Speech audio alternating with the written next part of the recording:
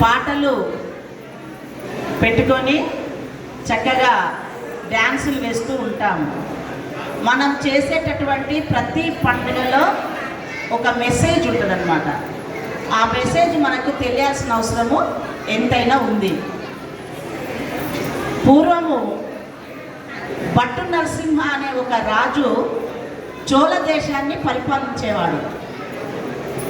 అతడు ఒకరోజు ఆయన భార్య సత్యవతి, ఈయన ధర్మాత్ముడు, ఒకరోజు యుద్ధం చేసి యుద్ధంలో తన దగ్గర వారిని బంధువులను అందరినీ కూడా కోల్పోవటం జరుగుతుంది. అప్పుడు తనకి చాలా బాధ వేసి భార్యతో సహా అడవిలోకి వెళ్ళిపోయి ఘోరంగా శ్రీ మహాలక్ష్మికి తపస్సు చేస్తాడనమాట.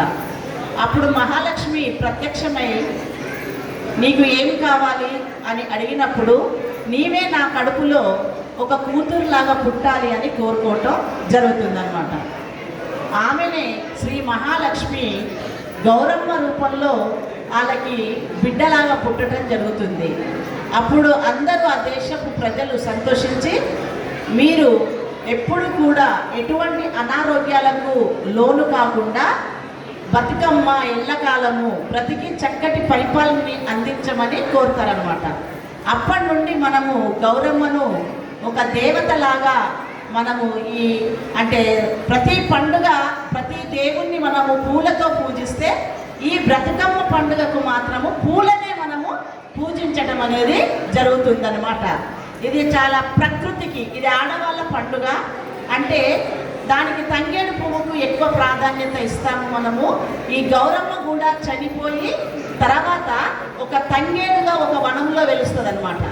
అది ఈ యొక్క మహిళల్లో ధైర్యాన్ని, తర్వాత మంచి ఆత్మవిశ్వాసాన్ని పెంచే విధంగా ఉంటుంది. కాబట్టి ఎన్ని పువ్వులు పూచినా వాడినా కూడా కంపల్సరీ మనము తంగేడుని పెడతామన్నమాట.